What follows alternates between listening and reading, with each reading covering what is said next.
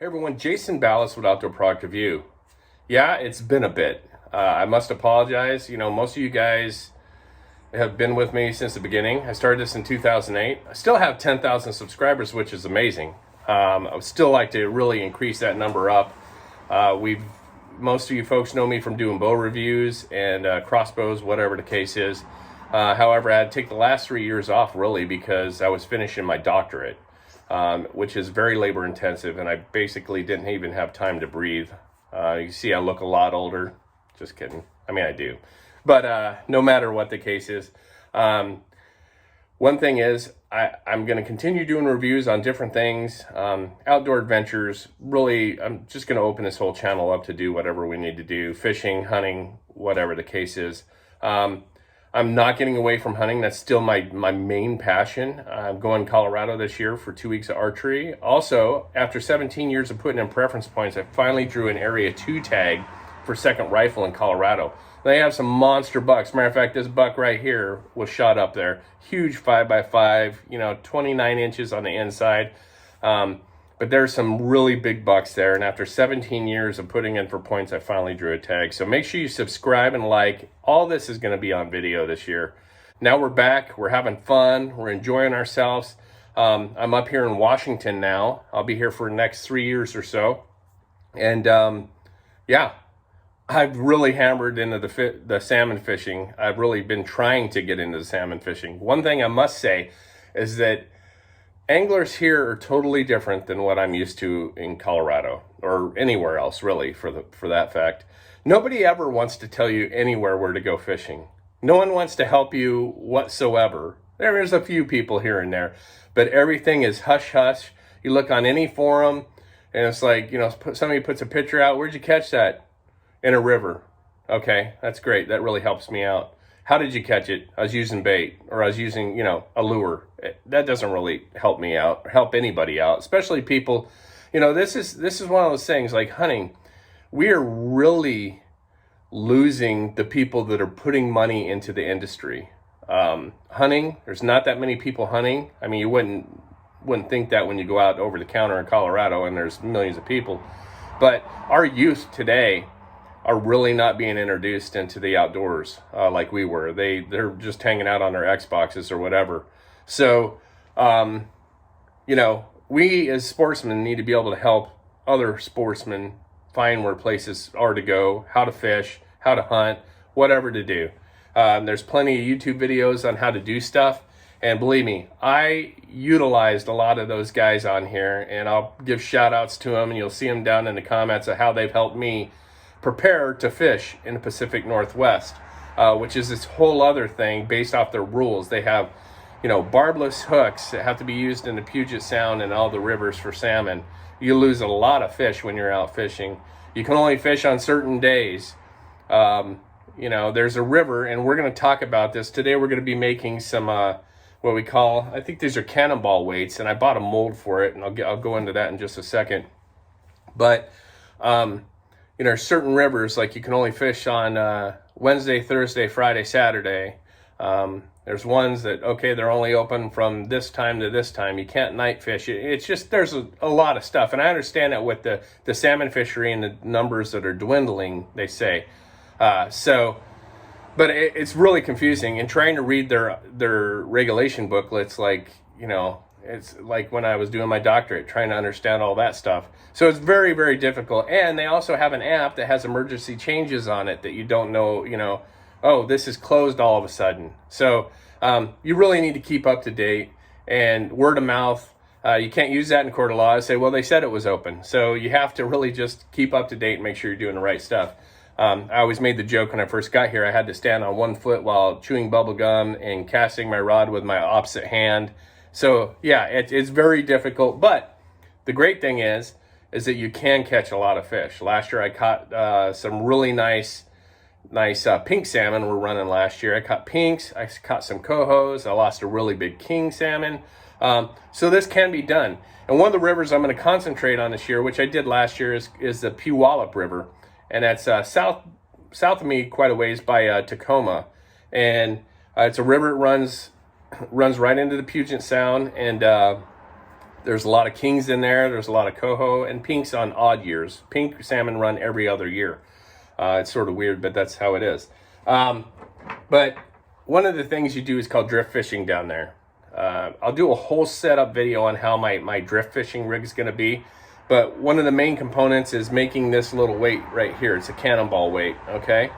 I went to the store and you can buy, I actually bought these. So I have 1/2 ounce and 3/4 ounce. I bought these, and these are almost $3 for 4. $3 for 4 weights. And there's a lot of rocks in the river, so guess what? You lose a lot of weights.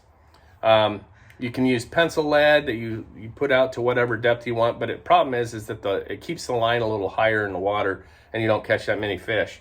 The thing is about these fishing is it's just, they call it flossing, they call it drift fishing, whatever you want. You have a long leader with a barbless hook and something called a corky, which is like a little foam, whatever you want to call it, and some yarn on there. And then the leader from that weight sort of spreads out across as you cast and goes down the river. And salmon are always sitting with their faces upriver, and it catches them in the mouth, and then whatever the case. Sometimes you'll get one that actually attacks it. Great.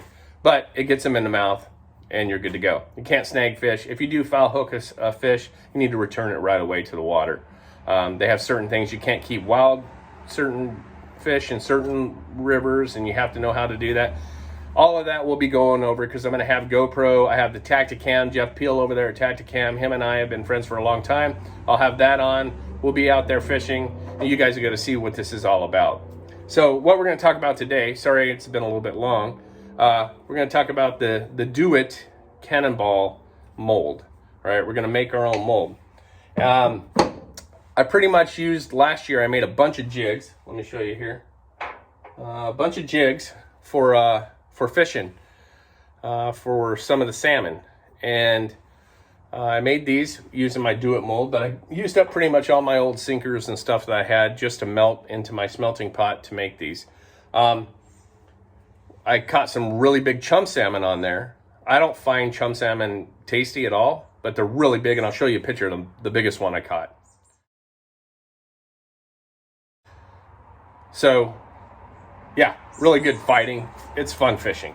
But today what we're going to talk about is we're going to do this mold. We're going to use, I went to one of the tire stores and I got some used lead. All right, just for balancing your tires. Great stuff to use. I use a pair of pliers to hold it in the smelting pot when it's really hot and it melts it off. And then that way we're sort of recycling. So let's go ahead and get through this. We're going to put all this to work. And I'm going to show you guys how to make these. It's pretty simple, and you save a lot of money. You know, $3 for 4. This jig makes 10. All right, I got the lead for free. Let's save some money and make it happen.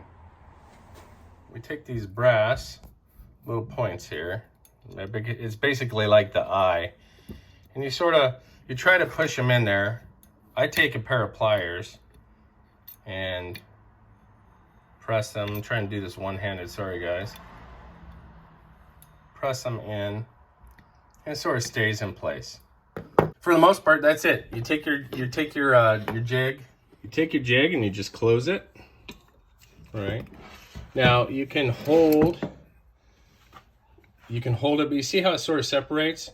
So if I didn't have to hold this camera, I could hold it and pour. But I'm gonna go ahead and put a C-clamp on the end here. Nothing too crazy. But then we'll right back where we're gonna pour, okay? All right, so pretty simple. I'm gonna actually move. Got the jig all put together. I'm just gonna move this closer to my little, I have a smelting pot here with a bunch of lead. It might look a little dirty, but that's okay. So I like to pour in, a little bit over the top there, that's okay. Until it gets in the top there, makes a bubble.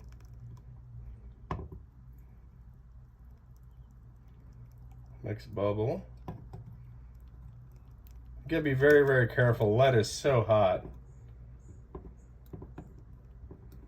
Okay. I went a little bit over the edge there, but that's okay. So, try it once again. And this is, so I have a 3/4 inch and 1/2 ounce on this mold. So one side's 3/4, one's 1/2 ounce. And I find that most of the time, I take both with me because during the day, depending on what, the snow melt's coming off the mountain, depends on how much weight you're going to need. Because you want it down on the bottom, but yet you don't want it sticking to the bottom. But then you don't want it so light that it just flows really high. And that's just about all the lead I have. All right, so you don't have to let it cool down very often. I'm going to set this over here. All right, turn that off. All right, so taking the camera back, I know you guys missed that, but basically this is what they look like. All right, some of them stick in this side, some stick in the other side, but no matter the case, it still works. All you have to do, so you always take a pair of pliers. I have a little bit of junk on there because I was trying to clean out the lead. I just take them out of the mold however you can without, you definitely don't want to touch them. They're very, very hot. All right, so your next step is going to be simple. Take a pair of dikes, just like, cheap dikes, expensive dikes, whatever you want. It doesn't really matter. Grab the weight by the head here. And I just take, and as close as I can to the bottom right here, all right? Now, you never want to clip this back into your smelter because you can actually splatter and get burnt really bad. So I just do it so it lands here on my desk or my workbench. And I just cut it. And there you go. So there you have it, folks. Cannonball sinkers. We'll do our setup and make sure that you guys are aware of how we set this thing up. Drift fishing is what we're going to be doing up here in Pacific Northwest. We have a lot of rivers opening up. The Puyallup's probably one of my favorite just because it's something called combat fishing down there. It's guys elbow to elbow. Some people wouldn't like that. I find that most of the folks are pretty friendly.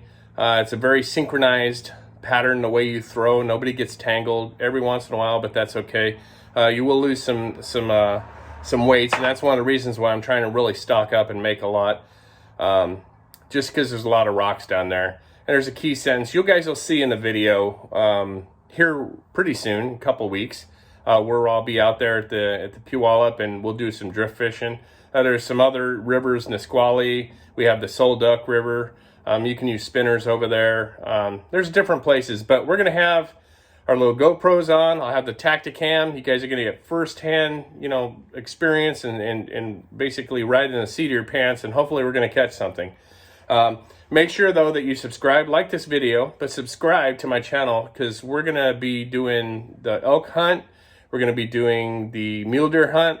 And after 17 years of waiting to get a tag for this area, definitely going to have it filmed. And we're going to have hopefully some good shots, some nice mule deer. There's a ton of mule deer in this spot, but I'm really going to try to hold out for a really nice big buck.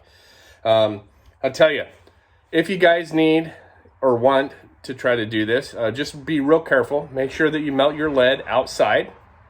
Some of these balancing weights are not made of lead, so you need to make sure that you know which ones you have. And they can put off some toxic fumes, but you want to melt your lead outside, and you should be good to go. Just pour it in there, do the clip for the bottom, and then you have yourself a nice little cannonball weight and ready to go fishing. So make sure you give it a like and subscribe, folks. We're going to do a bunch of adventures this year. Hopefully you're going to enjoy some of that great salmon fishing that we have up here, and also the elk and deer hunt. So for Outdoor Product Review, I'm Jason Ballas. We'll see you guys on the next round.